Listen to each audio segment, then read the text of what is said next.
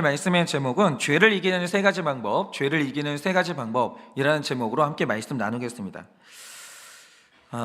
제가 오늘 말씀을 시작하면서 제 이야기를 좀 해야 될 것 같아요. 제가 2주 전에 저희 목장에서 있었던 이야기를 좀 해드릴까 합니다. 그날 저희 목장에 새로운 부부가 이제 오셔서 그 부부를 위주로 이제 많은 얘기를 나눴죠. 간단하게 말씀드리자면 이런 겁니다. 아내분은 감성이 엄청 풍부한 분이에요. 그러니까 여성분들이 주로 그렇듯이 감성이 풍부한 분인데 그냥 감정 덩어리예요. 그리고 남편분은 완전히 이성적인 분입니다. 그런데 완전히 다른 두 분이 만나가지고 서로의 부족한 점을 채워주고 보완하면서 너무 잘 사는 부부예요. 되게 지혜롭게 잘 살더라고요.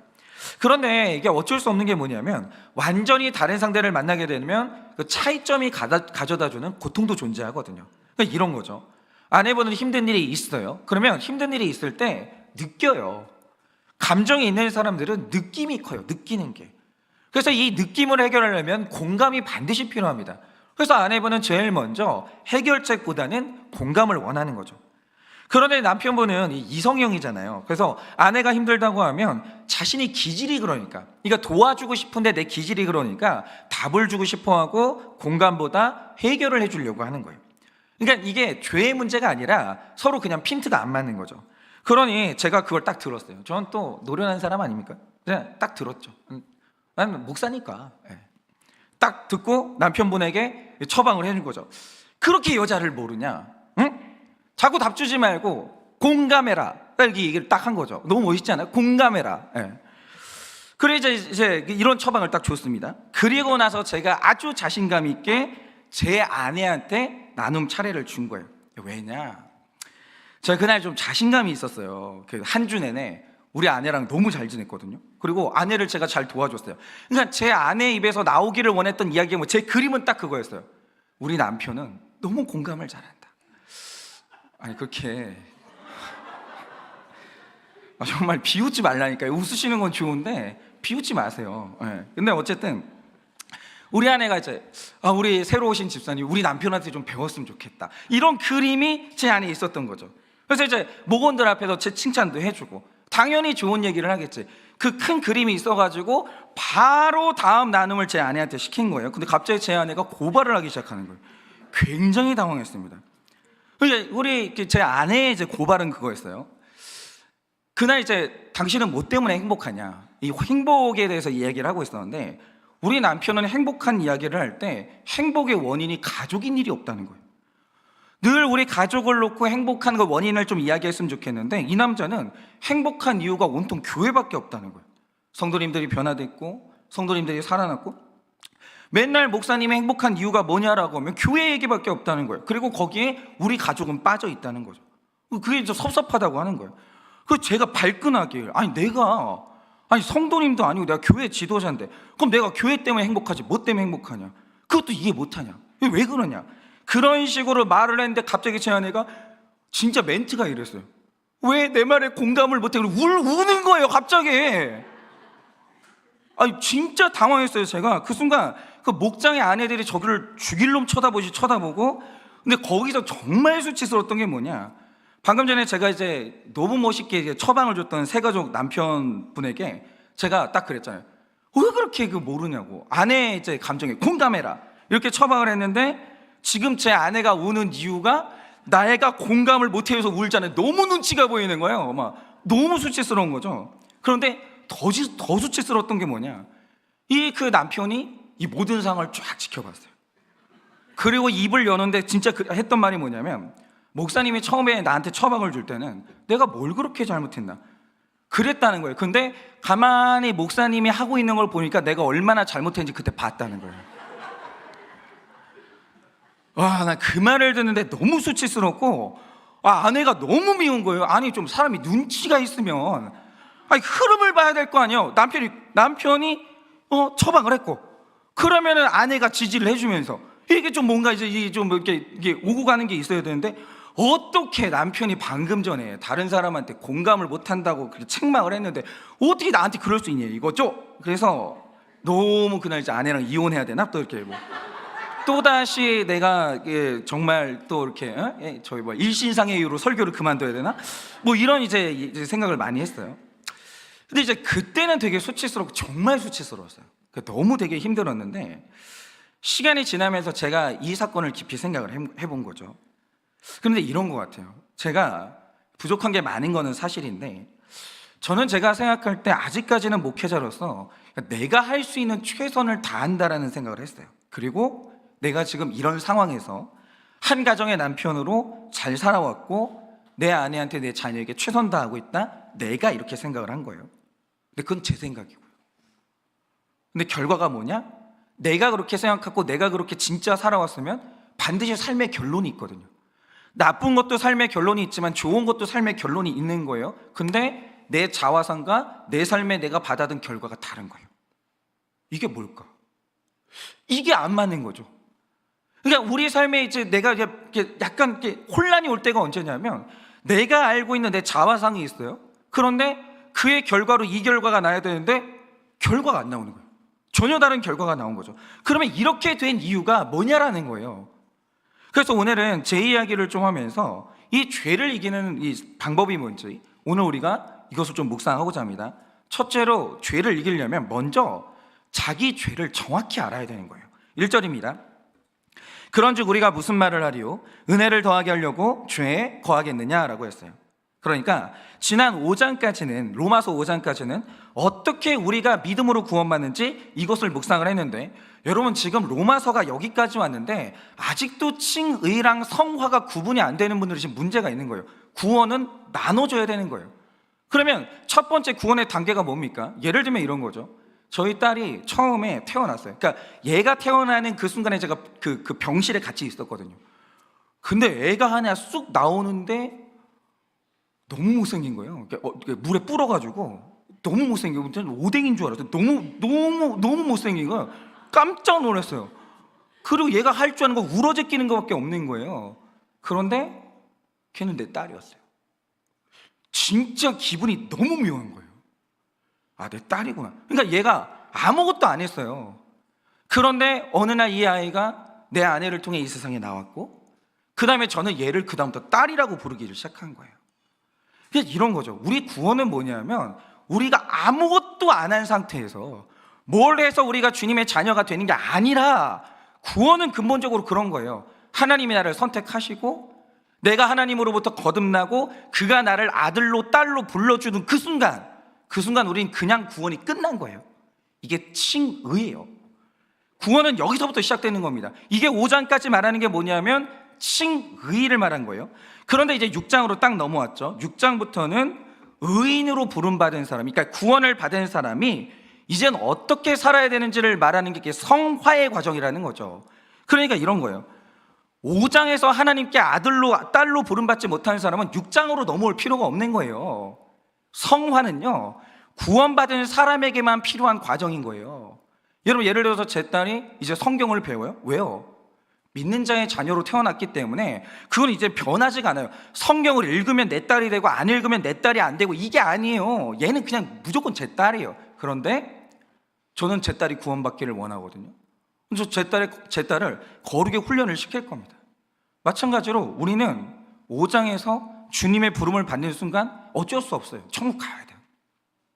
그런데 천국 가는 사람이기 때문에 그 다음부터 받아야 되는 성화의 훈련이 있다라는 거예요.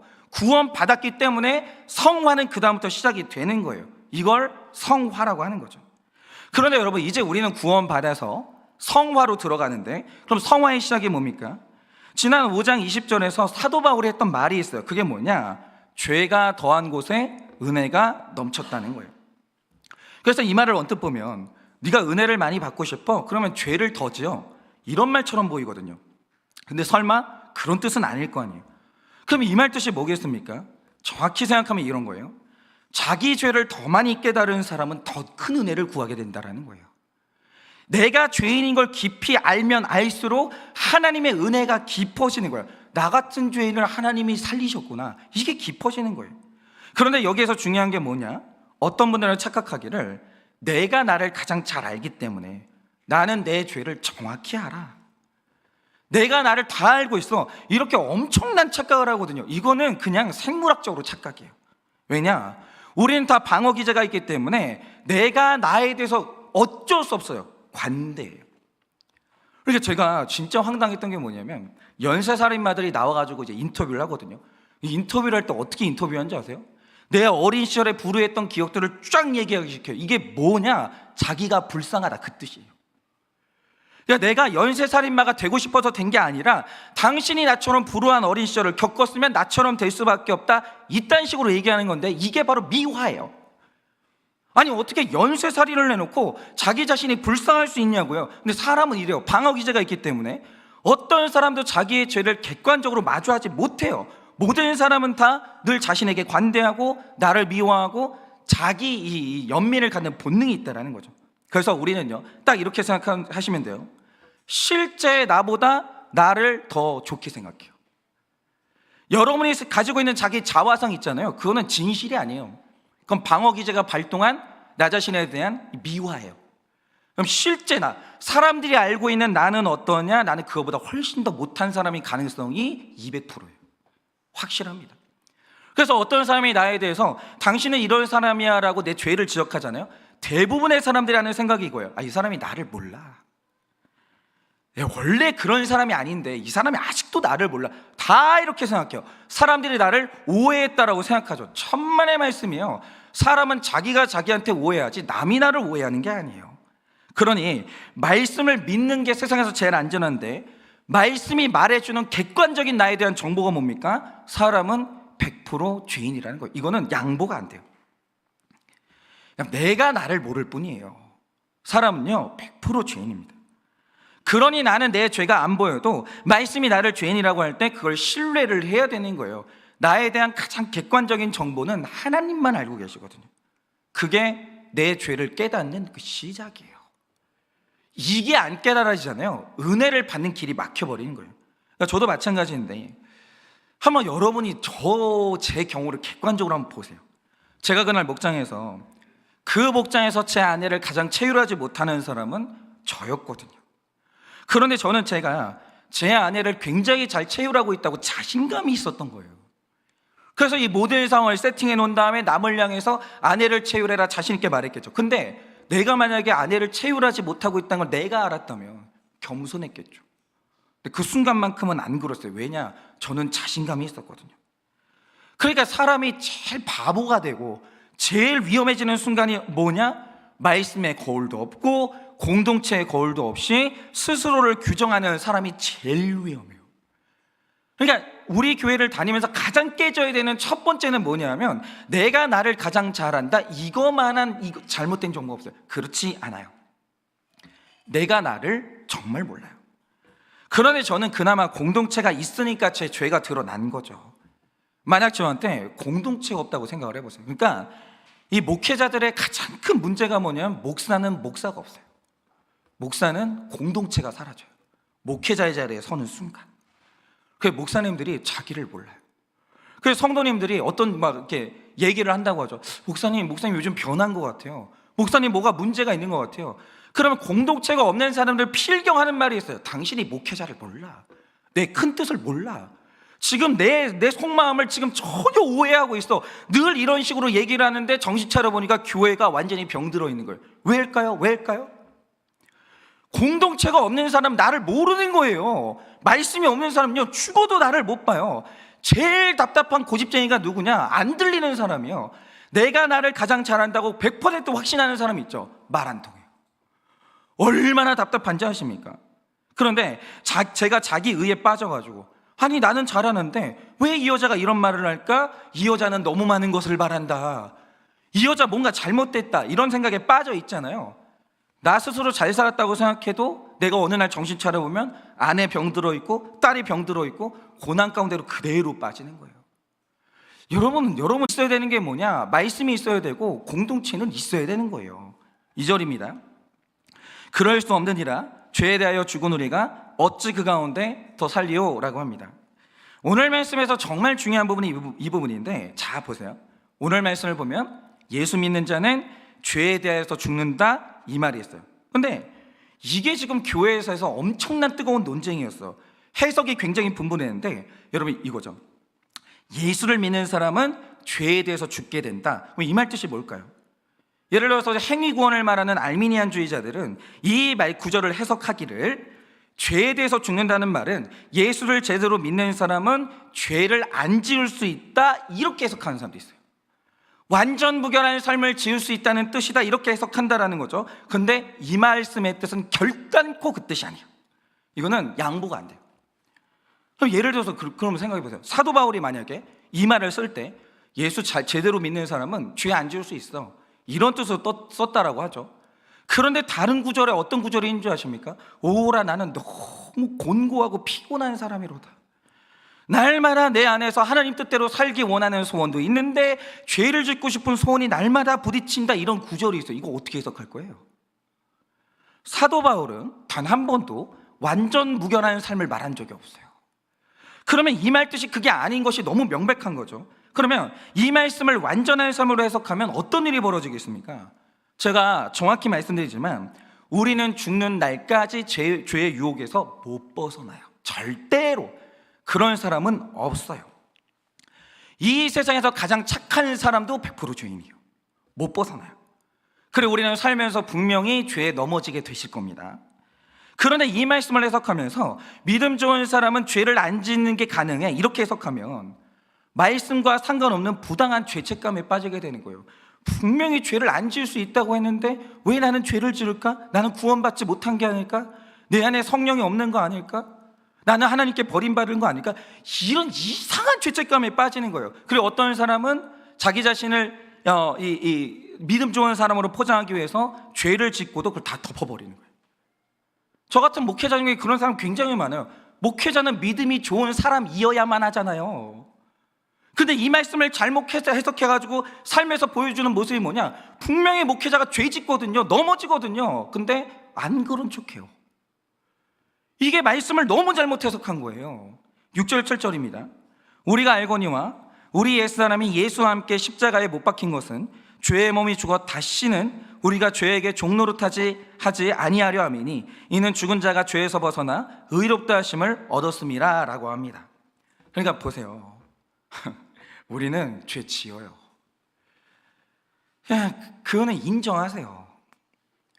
제발 목장에 와가지고 있잖아요. 우리 가족은 너무 잘 살고 있고 너무 문제가 없고, 그럴 수 있죠. 그럴 수 있는데 그냥 이 말씀 들으면서 말씀을 신뢰하세요. 내가 오늘 내 가정에 문제가 안 보이는 것은 내 식구들이 내가 불편해서 말을 못하거나 우리가 지금 죄가 뭔지를 모르고 있구나, 그거구나, 이렇게 생각하셔야 돼요. 그런데 이제 오늘 말씀을 보면 그럼 이런 거죠. 그럼 여기서 이런 100% 죄인인 내가 이 죄의 결과에서 벗어나는 방법이 뭐냐라는 거예요. 방금 읽은 말씀을 보면 옛사람이라는 존재가 나옵니다. 근데 이 옛사람이 뭐냐면 제가 지난주에 말씀드린 것처럼 아담이 아직도 나의 대표고 아담의 후손으로 살고 있는 사람이 있어요. 아직도 예수님이 내 인생의 주인이 안 된 사람이 있어요. 그러니까 우리 인생은요, 가만히 한번 들여다보세요. 어떤 심리학자도 그런 말을 했지만 우리 인생은 내가 걸어가는 길이 아니에요. 뭔가가 나를 끌고 가요. 우리 인생은 필연적으로 대표자를 만나게 되어 있습니다. 그래서 그것이, 그 기억들이, 그 주장들이 나를 어느 방향으로 끌고 간단 말이죠. 그런데 아직도 아담이 내 인생의 대표인 사람들이 있어요. 그래서 이 전가의 원리가 기억나지 않는 분들은 반드시 지난주 설교 다시 들으셔야 됩니다. 그런데 여전히 내 대표가 아담인 분들은요, 아담이 죄를 지어서 지옥으로 갔잖아요. 그런데 내 앞에 있는 사람 대표 아담이 지옥으로 가니까 나도 자연스럽게 그 길로 끌려가는 사람들이 있어요. 죄를 물려받는 거죠. 그러면 사망의 권세에서 벗어날 길이 없어요. 그게 옛사람이에요. 옛사람은 전부 다 그렇게 살았다라는 거죠. 그런데 전가의 원리상 예수 그리스도를 말미암아 내 앞에 대표자를 예수님으로 바꾼 사람이 있어요. 난 예수님 따라가. 난 이제 아담 따라가지 않아. 난 예수님 따라가. 예수님이 나의 대표야. 이렇게 된 사람이 있다라는 거죠. 그러면 일단 예수님이 내 죄의 이 빚을 모두 다 치르셨기 때문에 그 사람은 그 빚으로부터 자유해요. 잘 들으세요. 여러분은 죄를 짓잖아요. 근데 그 빚을 예수님이 다 갚았다니까요. 그러니까 사망 권세에게 갚을 빚이 없는 거예요. 여러분은 자유예요. 그리고 그분의 의로움과 영원한 생명을 전부 다 전가받게 돼요. 나의 모든 유전자를 제 딸이 물려받았듯이 예수 그리스도가 내 인생의 대표가 되는 순간 그분의 모든 것은 나에게 전가가 되는 거예요. 그러니 그 사람은 지하고 상관이 없고 이제 죽음과 택자는 아무 상관이 없어요. 죽음이 나에게 아무것도 주장하지 못해요. 예를 들면 이런 거죠. 제가 얼마 전까지 제가 이제 21살 때 군대를 갔죠. 군대를 가가지고 군인이 딱 되는 순간 제 윗상사한테 꼼짝도 못해요. 왜냐?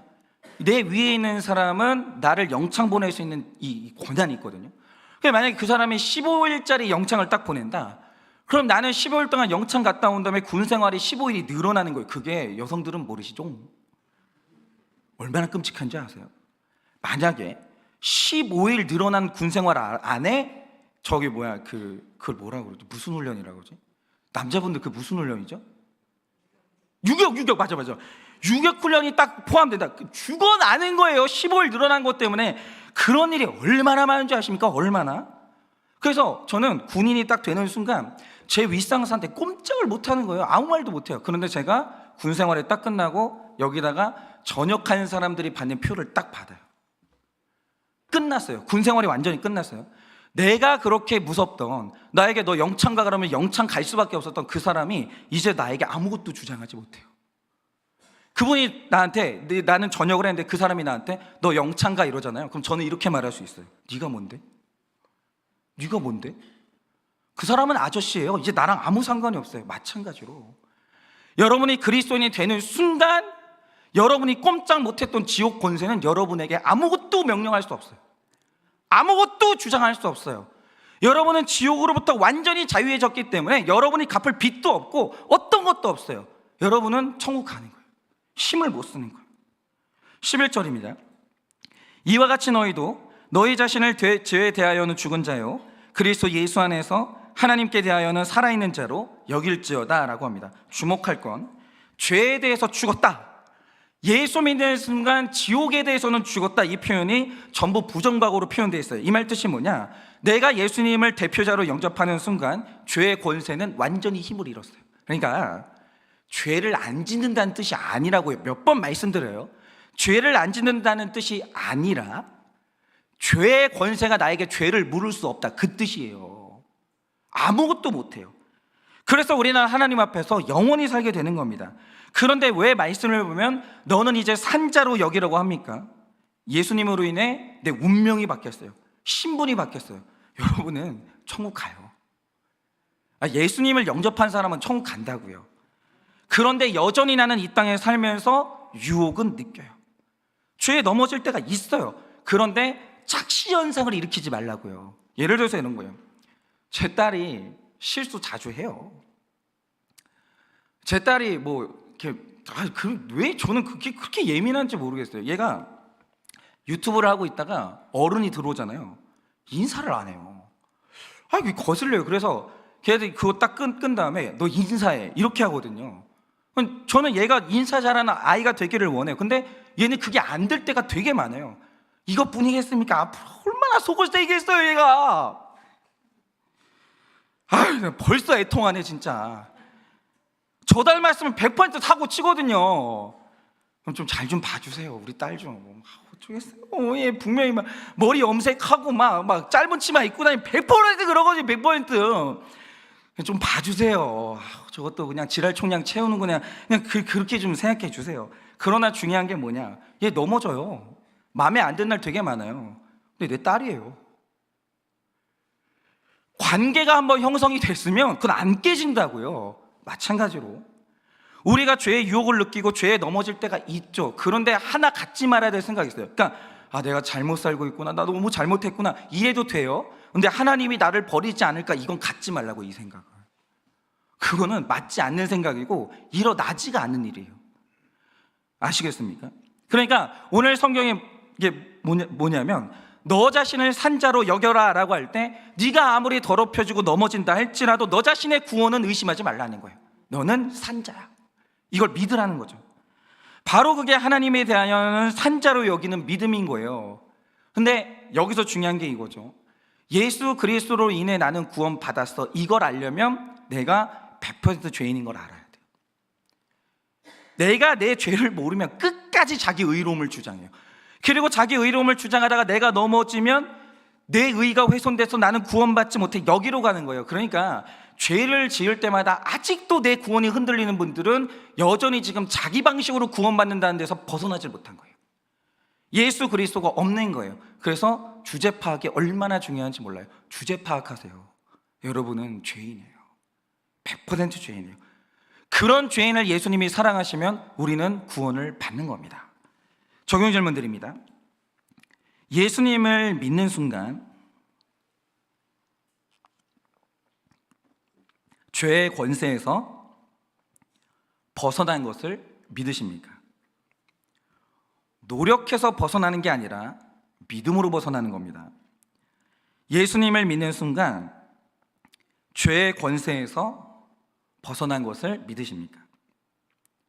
아직도 죄를 지을 때마다 스스로를 정죄하십니까?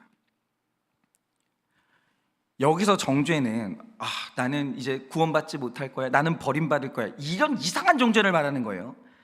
아직도 죄를 지을 때마다 스스로를 정죄하십니까? 나는 최선을 다했고 죄가 없다고 하면서 죄에 거하십니까? 나는 최선을 다했고 죄가 없다고 하면서 죄에 거하십니까? 죄를 더욱 깨달아가는 것이 은혜임을 알고 있으십니까? 죄를 더욱 깨달아가는 것이 은혜임을 알고 있으십니까? 자, 내가 죄인인 걸 알아야 예수님을 붙들고 그래야 죄를 이기는 첫 번째가 시작돼요. 내 죄를 알아야 돼요. 근데 죄를 알려면 좀 들으세요. 네? 아니라고 하지 마시고 우기지 마시고 들으시고 말씀을 보시면 돼요. 그럼 두 번째는 뭐냐? 죽어야 돼요. 3절에서 5절입니다. 무릇 그리스도 예수 합하여 세례를 받은 우리는 그의 죽으심과 합하여 세례를 받을 줄을 알지 못하느냐? 그러므로 우리가 그의 죽으심과 합하여 세례를 받음으로 그와 함께 장사되었나니 이는 아버지의 영광으로 말미암아 그리스도를 죽은 자 가운데서 살리신 것 같이 우리로 또한 새 생명 가운데서 행하게 하려 함이라. 만일 우리가 그의 죽으심과 같은 모양으로 연합한 자가 되었으면 또한 그의 부활과 같은 모양으로 연합한 자도 되리라 라고 하십니다. 이 말씀을 잘 보세요. 5장에서는 한 사람의 역할을 감당합니다. 그런데 6장으로 성화의 영역으로 들어오면 세례를 받은 우리, 죄에 대해서 죽은 우리, 이렇게 공동체를 강조하게 되는 거예요. 이건 너무 중요해요. 여러분, 이제 구원받은 우리는 예수님께 딱 접붙이게 돼요. 그리고 그 붙어 있을 때만 우리에게 생명이 공급되고 하나님의 역사가 시작되거든요. 예수님의 몸에 붙어 있어야 돼요. 근데 예수님의 몸이 뭐예요? 교회론 다 아시잖아요. 예수님의 몸이 뭐예요? 교회예요. 교회밖에 없어요. 그러니까 자꾸 이거 착각하시는 분들이 있어요. 내가 막 기도를 해요. 기도 좋죠. 그러면서 들었대요. 뭐 들려 오셨어. 그러면서 뭘 들었대요. 막 듣고 느낀대요. 그게 내가 하나님하고 연결됐다고 착각하는 분들이 있어요. 천만의 말씀이에요. 물론 그 느끼는 건 좋아요. 그거 굉장히 좋은 겁니다. 그런 중요한 게 뭐냐? 분명히 예수의 몸에 붙은다는 건 교회의 접붙임을 받는 거예요. 그것만 있는 거예요. 여러분, 아무리 내가 기도원 해가지고 골방에 들어가가지고 막 방언을 하고 하늘의 언어를 하고 막 내가 막 미래를 봤다는 거예요. 근데 그에게 공동체가 없다, 떨어져 나간 거예요. 여러분, 그래서 혼자 신앙생활 사는 사람 중에 성격 얼마나 이상한 사람 많은지 아십니까? 혼자 신앙생활 하는 사람 중에 소통이 안 되는 사람 얼마나 많은 줄 아세요? 나 혼자 하늘에 떠 있어요. 나 혼자 하늘에 떠 있어요. 그리고 어느새 있잖아요, 그리스도인이 아니라 도사되는 사람 되게 많아요. 아니에요. 공동체예요. 그런데 이 교회가 뭐냐? 구체적으로 말하면 공간이 아닙니다. 목장 식구들이 교회예요. 이 교회론 분명하죠. 교회는 사람이에요. 구약 시대까지는 공간이, 성전이라는 공간이 이 성전이었어요. 그러나 교회 시대는 그리스도인이 하나님이 거하시는 주님의 성전이에요. 그게 교회라고요. 그래, 교회의 접붙임을 받는다라는 건 뭐냐? 그건 바로 공동체 식구들과 함께 있는다? 그 뜻인 거예요. 달리 해석할 여지가 없는 거예요. 여러분, 나와 함께 해주는 이 공동체가 없이는 나의 성화가 없어요. 물론 공동체에서 성화를 이루어 가다 보면 나랑 안 맞는 사람 반드시 반드시 나타나요. 그러니까 이 사람이 뭘 잘못한 게 아니라, 그러니까 예전에 저는 그랬어요. 그러니까 우리 교회는 없으니까 드리는 말씀이에요.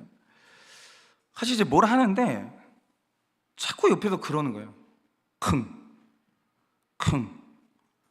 이게 그렇게 신경 쓰이는 거예요. 근데 또 리듬도 달라.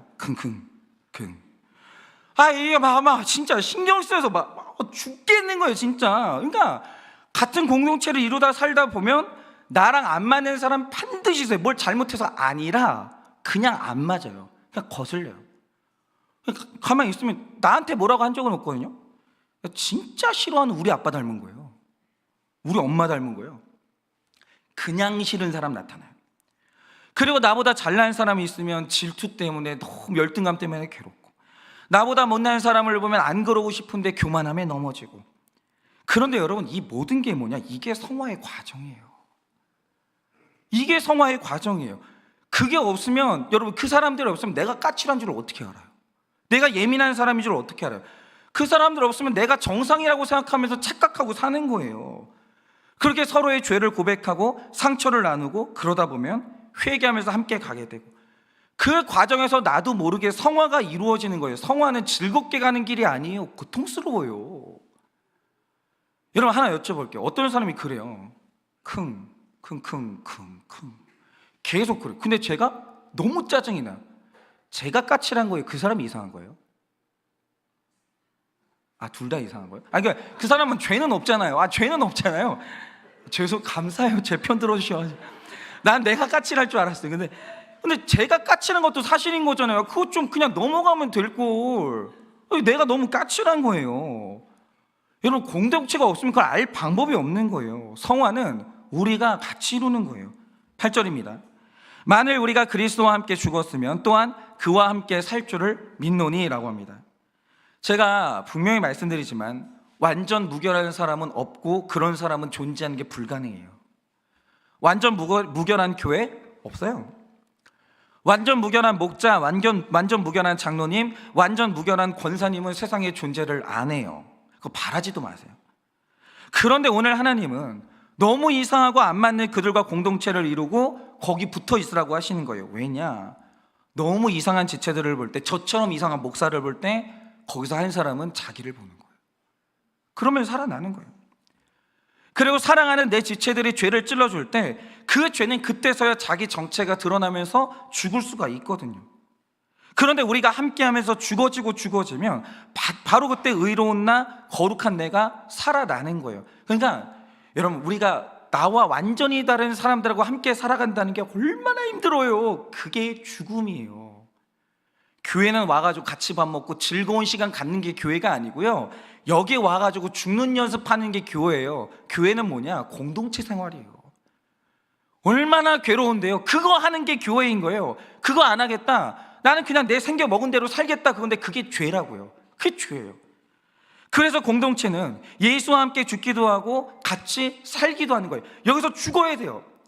내 단점이 지적받아야 되고 그것들이 드러나야 되고 수치도 당해야 되고, 그래야 살아나는 게 있다는 거죠. 제가 방금 전에 말씀드렸듯이 저 목사잖아요. 목사거든요. 그리고 목사이기 때문에 목장에 가면 또 목자예요. 우리 교회에서 저는 낮은 자리로는 못 내려가요. 저는 항상 리더예요. 그러니까 얼마나 멋있고 싶겠어요. 제가 진짜 소원 중에 하나가 멋있게 죽는 거예요. 여보, 나의 죽음을 알리지 마, 뭐 이런 식으로. 진짜 멋있고 싶은 게 제 소원이거든요. 근데 제가 멋있게 처방을 하잖아요. 공감하세요? 어쩜 그렇게 공감도 못할까? 공감했어요. 그랬거든요. 그 뒤에 제 아내가 저를 고발하면서 우리 남편이 제 감정을 공감하지 않아요, 니나 잘하세요, 막 이랬거든요. 얼마나 수치스럽고 부끄러운지. 진짜 죽을 것 같더라고요. 그럼 죽으면 돼요. 안 그러면 우리 아내 죽어요. 그지 않아요? 아니, 내 아내는 지금 내 남편이 나를 공감 안 해줘가지고 죽을 것 같은데 내 남편이 그걸 몰라요. 자기가 되게 잘하는 줄 알아요. 그 뻔뻔해가지고 있잖아요. 남들한테 막 지적질을 하고 있는 거예요. 그거 보면서 얼마나 배알이 꼴렸겠어요. 지나 잘하지. 그거 벼르고 있다가 아마 터트린 것 같아요. 네. 근데 터트려야죠.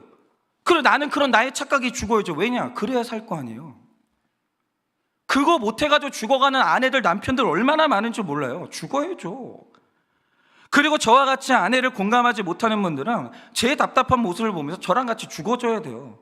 근데 그게 그래야 살아요. 그래서 제가 진짜 말씀드리지만 제가 어릴 때 저는 이거 죽은 채로 살았거든요. 왜냐? 우리 아버지가 목사님이에요. 집에서 그렇게 싸워요. 어디 상담할 데가 없는 거예요. 우리 교회 성도님들한테 그걸 상담해봐요. 사람들이 다 뒤집어지는 거예요. 목사님이 싸워? 아니 우리한테 그렇게 설교해놓고 목사님은 싸운단 말이야. 그 교회를 떠나요. 그럼 학교 선생님한테 말할 거예요? 선생님은 더 이해를 못해요. 어디 가서 말해요?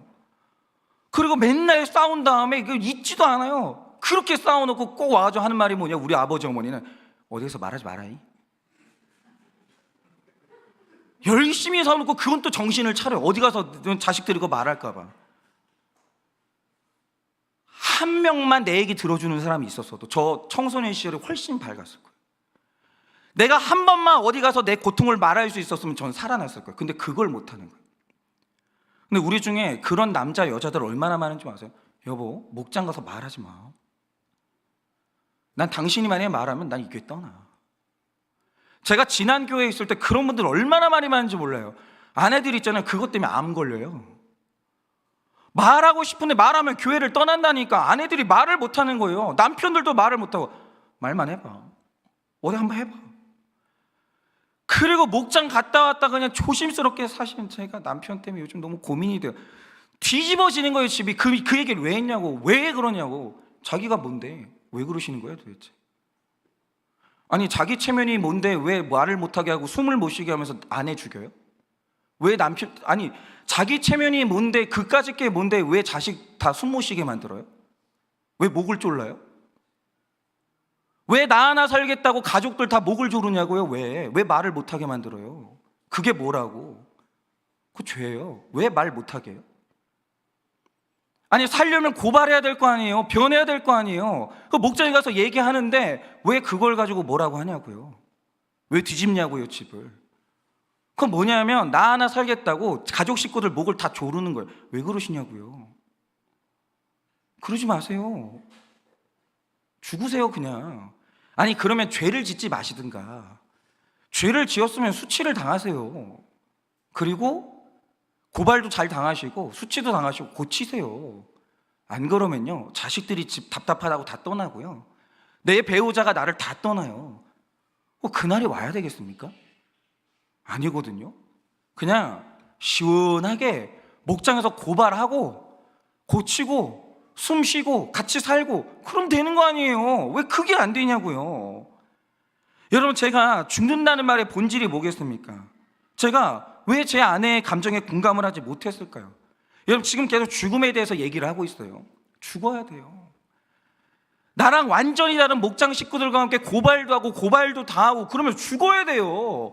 목장에 없으면 어떻게 할 거예요? 그걸 어떻게 할 거냐 이거죠. 그 두 번째, 여러분 내가 죽는다는 말이 뭡니까? 저는 왜 아내를 공감하지 못했을까요? 일단 제 가정을 좀 설명해 드릴게요. 저는 부흥하는 교회 목회자 자녀가 아니었어요.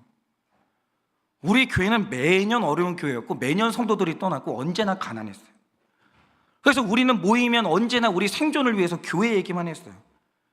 여러분 교회가 어려워지면요, 저 경험해봤어요. 교회가 어려워지잖아요, 목사 가족의 삶이 비참해져요. 물질적으로 어려운 거는 그거는 견딜만 해요. 자존감 다 무너지고요, 떠날 때 성도님들이 그냥 안 떠나요. 전 그분들 마음 충분히 이해합니다. 얼마나 은혜를 못 받고 얼마나 메말랐으면 그런 말을 하겠어요. 완전히 싸나워져가지고 예전에 저만 보면 안아주시던 그분들이 절 쳐다도 안 봐요. 목사가 밉잖아요. 자식도 미워요.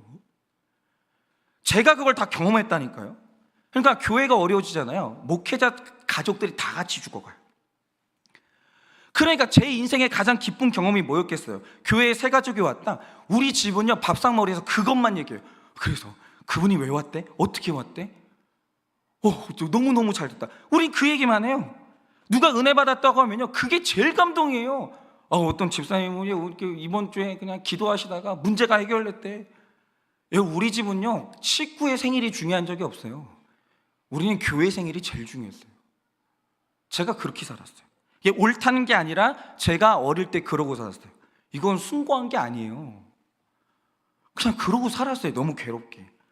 근데 제 아내 가정은 완전히 정반대예요. 철저하게 가족 중심이에요. 내 가족이 아프면 아무것도 안 슬퍼요. 나라가 없어져도 안 슬퍼요. 이 가족은, 우리 처갓집은 가족이 아픈 게 슬픔이에요. 내 가족이 잘 되면 그게 기쁨이고, 그래서 제 처갓집에 제일 중요한 행사는 뭐냐, 개천절, 광복절, 그 아이들 신경도 안 써요. 그냥 다 쉬는 날이에요. 그거는 자기 생일이 각자가 제일 중요해요. 내가 어저께도 생일 파티를 했다니까요. 처갓집 생일 파티를. 와, 난 생일이 이렇게 중요한 집은 처음 봤어요. 우리 아내가 이렇게 생일이 몇 월 달에 있거든요. 몇 월 달에 있어요. 밝히면 또 생일 챙겨달라고 하는 걸까 봐 이렇게. 하여튼 몇 월 달에 생일이에요. 한 달 전부터 얘기해. 한 달 전부터. 여보, 나 생일이야. 여보, 너무 두근거려. 막 이러면서, 그러면서 생일 선물을 사달라는 말을 안 해요. 자기가 사요. 자기가 이것도 갖고 싶고 저것도 갖고 싶고. 생일이 너무 중요해요. 그러니까 그날은 무슨 일이 있어도 모여야 되고, 밥 먹어야 되고, 생일 케이크 불고, 촛불 꺼야 되고, 이게 무슨 있잖아요. 어이씨, 깜짝이야. 누구야? 깜짝이야, 진짜. 어쨌든 간에 그래야 되는 게, 이게 무슨 예배의식 같아. 예배의식. 안식일보다 더 중요한 것 같아요. 그런데 재밌잖아요. 하나님은 세상에서 교회밖에 없는 가정의 사람과 세상에서 가정이 가장 중요한 사람을 만나게 하신 거예요. 그럼 하나 여쭤볼게요. 둘 중에 누가 틀리고 누가 맞아요?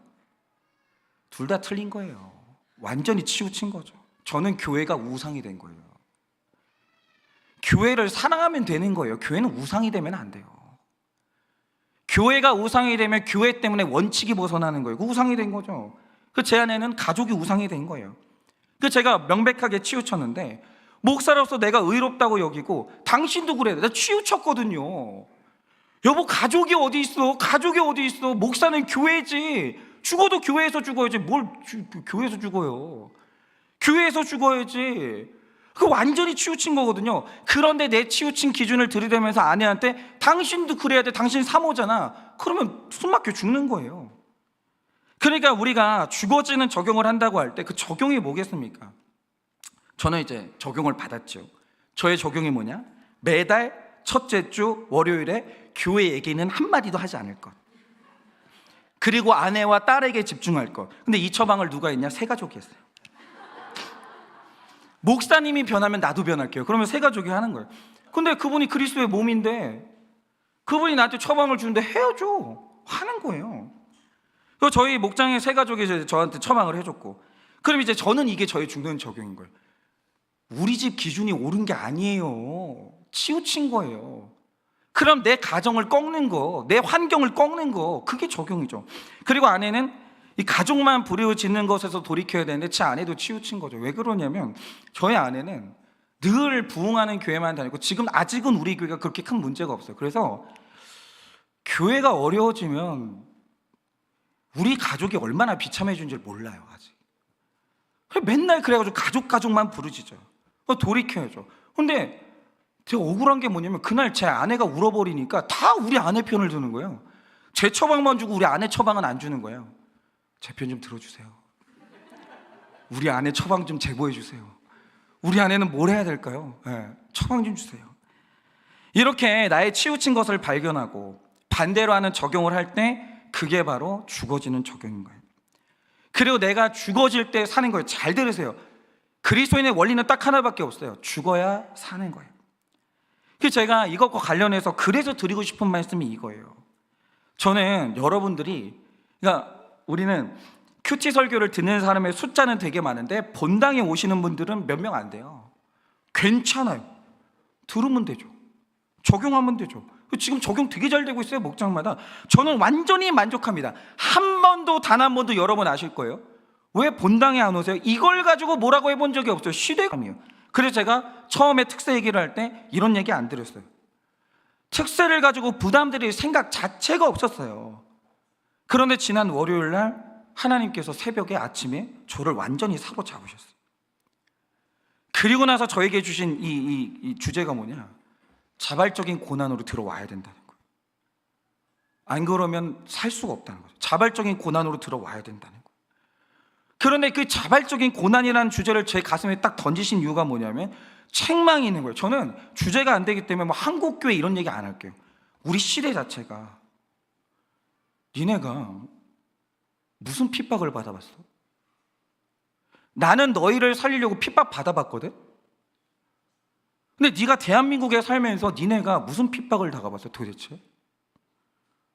나는 너네를 살리기 위해서 내가 대가 치러봤거든? 그리고 너희 아버지 세대, 너희 조상들 세대 분명히 대가를 치렀거든? 근데 나는 니네가 대가 치는 걸 본 적이 없는데? 근데 왜 너희는 네가 신앙생활 잘한다고 착각하니? 아니 솔직히 우리가 적용할 때 누구 좋다고 적용해요? 다 우리 가정 좋다고 적용하는 거잖아요. 우리가 언제 이타적으로 적용했어요? 정말 하나님이요 너무 책망을 하시는 거예요. 너가 너한테 속지 말고 너 니네 교회에 속지 마. 나는 너의 대가를 본 적이 없고 나는 너의 희생을 본 적이 없어. 지금 이 시대가 치르는 대가가 없는데 대가를 치르고 있다고 착각해요. 핍박을 당해본 적이 없는데 핍박당했다고 착각을 하고 있는 거예요. 그러면서 완전히 속는 시대에 살고 있어요. 그러면서 사람들 지금 한국교회 전반에 나타나는 현상이 뭐냐? 죄를 못 이겨요. 교회들마다 있잖아요. 죄가 왕노릇해요. 어느 교회 목사님도 성도의 죄를 말하지 못해요. 교회 떠날까 봐. 그리고 진짜 살아있는 성도는 죄를 지적당할 때 아파야 되거든요. 근데 이상한 게 뭔지 아세요? 기분 나빠요. 교회가 이 교회밖에 없냐? 딴 교회 다니고 말지? 그래요. 그리고 맨날 하는 말이 뭐냐? 일주일 내내 내가 고생하고 왔는데 내가 교회까지 와가지고 책망을 들어야 되나? 죄가 왕노릇해요. 교회 안에서 아무도 죄를 제압하지 못하고 죄를 꾸짖지 못하고 죄를 이기지 못하고 반복적으로 죄에 넘어지고 있는데 이유가 뭐냐? 우리가 지금 대가도 치르지 않고 우리가 지금 핍박도 받아본 적이 없는데 내가 신앙생활 되게 열심히 하고 있다고 되게 착각을 하고 있는 거예요. 그런데 일단 하나님이 저한테 완전히 책망을 하신 거예요. 네가 목사로서 무슨 대가를 치렀어? 너 살려고 네가 목회한 거지. 착각하지 마. 제 마음에 완전히 절박함을 주시는 거예요. 제가 진실하게 말씀드리지만 제가 이런 말을 하면서 여러분을 뭐 조정해서 얻을 뭐 그게 없어요. 그런데 하나님이 여러분에게 어떤 대가를 치르고서라도 6일, 그것도 7일도 아니에요. 6일이에요. 특세 기간 동안 나오라고 말해 그러시는 거예요. 저는 그게 되게 부담되거든요. 우리 교회에 집이 먼 사람들이 얼마나 많아요. 근데 말씀하시는 거예요. 나오라고 말해. 내가 부르니까 나오라고 말해. 그리고 여기를 나올 때 치러야 되는 대가가 있으면 치르라고 말해. 근데 그거를 거부를 못 하겠는 거예요. 제가 정말 사로잡혔었어요. 그래서 그걸 할 수만 있다면 저희 장로님들 그리고 목자님들과 상의해서 교회가 치러야 될 대가를 치르려고 해요. 그래서 아침에 예배를 드리면 아침 드시고 출근할 수 있도록 아침 식사 준비도 하려고 합니다. 그리고 멀리 사시는 분들, 우리 연로하신 우리 어르신들 한 분이라도 새벽 예배 나올 수 있다면 그 좀 차량 운행도 좀 고민해보고, 그게 아니면 집이 가까운 분들은요 숙소를 좀 오픈하려고 해요. 자기 가정을. 저는 저희 집 오픈하겠습니다. 빨리 신청하세요. 근데 제가 어떤 신혼부부한테 말을 해봤거든요. 우리 집에서 잘래? 죽어도 안 잔다는 거 불편하다고. 어쨌든 새벽 5시에 일어나서 예배를 드리시면서 죄가 판을 치는 이 반문화와 정반대로 가는 적용을 하셔야 돼요. 우리 지금 한국이 독특해요. 반문화가 지나쳐요. 우리 권사님이 호주 가보셨거든요. 호주는요 그냥 6시 이후로는 아무것도 없대요. 근데 이상하게 대한민국 반문화가 지나치게 발달했어요. 새벽이 없어졌어요. 그러자 경건이 너무 약해지는 거예요. 그러니까 이 시대를 살면서 우리가 가장 먼저 치러야 될 이 대가가 뭐고 희생이 뭐냐? 반문화를 정복해야 돼요. 그러려면 새벽 예배에 나와야죠. 그러니까 미리부터 이 특세를 위해서요 여러분 반문화 빨리 끊으셔야 돼요. 저 장난을 드리는데 5시까지 여기 나오시려면요 8시에 주무셔야 돼요. 8시에 지금 잔다고 생각하면 엄두가 안 나시는 분들 있죠. 우리가 그렇게 된 거예요. 그리고 한 주 동안 아무 약속도 잡지 마세요. 아무 약속도. 한 주 동안은 저한테 상담 신청하지 마세요. 찾아오지도 그냥 저 내버려 두세요. 그냥 설교 준비만 할 테니까. 어쨌든 여러분도 반문화 끊으시고 한 주 동안 아무 약속도 하지 마세요. 대가를 치르면서 특세에 나와서 죄를 죽이고 거룩을 이루시기를 바라요. 이거는 적용을 하셔야 되는데 잘 들으세요. 이거는 율법주의는 아니에요. 여기 안 나오는 분들은 순종을 안 했다. 이게 아니에요. 정말 죽어도 안 되는 분들 되게 많아요. 너무 멀어가지고. 그런 분들은 본인이 있는 자리에서 최대치의 적용을 하세요. 그리고 만약에 불가피하게 온라인으로 이 예배를 드리셔야 되는 분이 있다, 4시 55분에 일어나가지고 내가 몸 밖에 있는지 몸 안에 있는지 알지도 못하는 몽롱한 상태로 그러지 마세요. 미리 일어나셔서 정말 또렷한 정신으로 주님 앞에 나오세요. 죽어야 돼요. 이 시대는요, 핍박이 없어요. 치러야 될 대가가 없어요. 자발적인 고난으로 나오지 않으면 우리 다 죽어요. 다 죽어요. 죄를 이길 방법이 없는 거예요. 여러분 정말 이 한 주 그렇게 하시기를 바라요. 그래서 이제 지금 어떤 분들을 보니까 제가 말씀드렸죠. 어떤 분들은 근처에 이제 에어비앤비 숙소를 알아보는 분도 있고, 어떤 분들은 갑자기 막 새벽에 일어나면 너무 힘드니까 지금부터 한 주는 7시에 일어나고 한 주는 6시에 일어나고 이렇게 이제 컨디션을 만들어가는 분들도 있어요. 그겁니다. 그래야 돼요. 하나님이 반드시 뭔가를 살려주실 거예요. 적용 질문 드립니다. 내가 편한 것과 반대로 하는 것이 죽는 적용인데 여러분의 죽는 적용은 무엇입니까? 내가 편한 것과 반대로 하는 것이 죽는 적용인데 여러분의 죽는 적용은 무엇입니까? 그래서 마지막 셋째는 죄를 이기는 마지막 방법이 뭐냐? 죄를 선포하고 하나님을 선포해야 됩니다. 11절입니다. 이와 같이 너희도 너희 자신을 죄에 대하여 죽은 자요 그리스도 예수 안에서 하나님께 대하여 살아있는 자로 여길지어다 라고 합니다.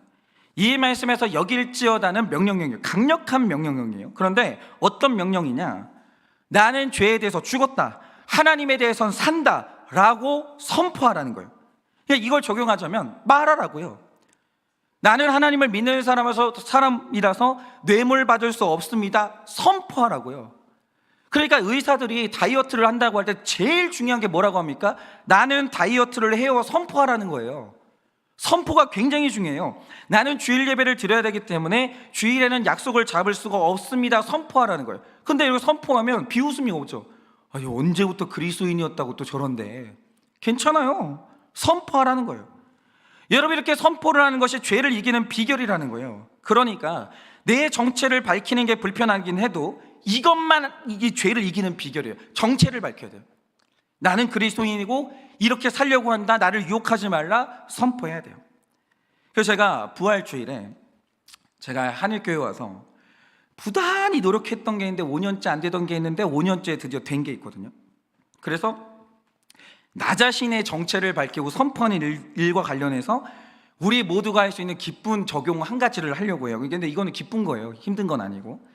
뭔지 아십니까? 말 안 할 거예요.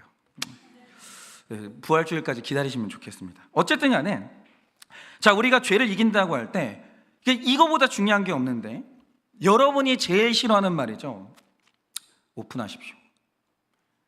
그러니까 내가 오픈 못하겠으면 그냥 배우자의 고발이라도 견디세요. 고발당하세요. 여러분, 세상에 귀신이 제일 무서워하는 게 자기 정체가 드러나는 거거든요. 그리고 성경의 원리를 보면 귀신은 이름이 드러나고 정체가 밝혀지는 순간 힘을 잃어요. 그거 미워해요. 그리고 죄도 그렇습니다. 그래서 숨겨진 죄를 오픈하는 게 당장은 죽을 것 같이 수치스럽고 힘들어도 결국 그게 죄를 끊고 이기는 유일한 길이에요. 제가 이 사역을 하면서 죽을 것 같은 자리에서 살아나는 분들을 많이 만났어요. 그런데 사람이 살아날 때 저는 못하는 게 있어요. 제가 처방도 드릴 수 있고 권면도 드릴 수 있고 많은 거 도울 수 있거든요. 그런데 당사자만 할 수 있는 유일한 게 있어요. 그게 뭐냐? 오픈하는 거예요. 그거 제가 못하잖아요. 근데 아무리 돕고 싶어도 오픈을 완전히 안 한다. 그러니까 남겨놓은 게 있다라고 하죠. 그 처방은 그거밖에 못해요. 완전히 다 드러내면 처방이 완전히 들어갈 수 있거든요. 그러면 그 사람 살아나요. 반드시 살아나요. 근데 문제는 뭐냐? 자꾸 숨기는 게 있는 거예요. 그러면 저는 드러난 것만 가지고 이 처방할 수밖에 없거든요. 그러면 살 수가 없는 거예요. 그러니 우리 공동체가 사람 살리는 능력을 갖게 된다라고 할 때 그 시작은 오픈이에요. 오픈하게 만들어주는 공동체 분위기를 반드시 만들어야 돼요. 반드시. 그리고 오픈한 죄에 대해서는 어떤 죄를 할지라도 정죄하지 않고 거기서 함께 공감해주고 내 죄를 보는 그 성숙이 있냐? 이게 관건이에요. 사람 살리는 교회가 되려면 오픈하게 만들어줘야 되는 거예요. 여러분, 우리 중에 죄를 안 지은 사람이 누가 있어요? 그런데 나 같은 죄인이 살리시리라는 찬송은 잘해요. 그래서 하나님이 어떤 죄에서 당신을 살리셨는데요? 물어보면 말을 안 해요. 교회가 살고 살리는 역사가 없는 거예요. 그리고 또 어떤 분들은 정반대로 오픈을 한다고 하죠. 그럼 또 그게 의로움이 돼가지고 나는 또 이렇게 오픈 잘하는 사람이야. 이것도 문제가 되는 거예요. 여러분, 겸손한 가운데 오픈해야 돼요.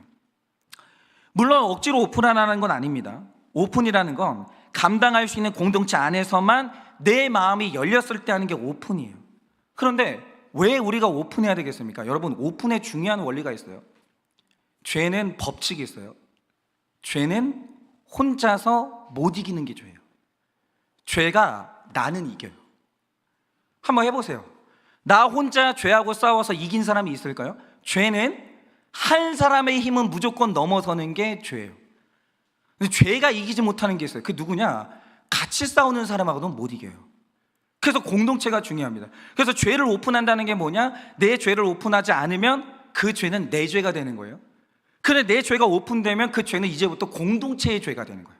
공동체의 문제가 되는 거예요. 공동체가 함께 싸우면 이길 수 있어요. 분명히 이길 수 있습니다. 우리 가정이 살아나는 거예요.